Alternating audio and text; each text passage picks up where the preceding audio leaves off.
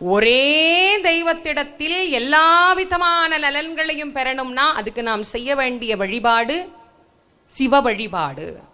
சிவ வழிபாட்டை நாம் எடுத்துக்கொண்டு சிவபெருமானை நாம் வழிபட ஆரம்பித்தால் எல்லாம் சிவமாக நமக்கு தெரிய ஆரம்பிக்கும். எல்லாம் சிவம் என்றால் எல்லாவற்றிலும் இருக்கிற அன்பை நம்மால் உணர முடியும்.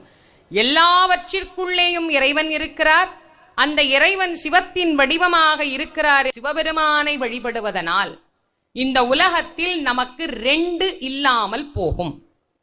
என்ன இல்லாமல் போகும்? சிவபெருமானை கும்பிட்டா 2 இருக்காது. ஒன்னு பிறப்பு, இன்னொன்னு இறப்பு.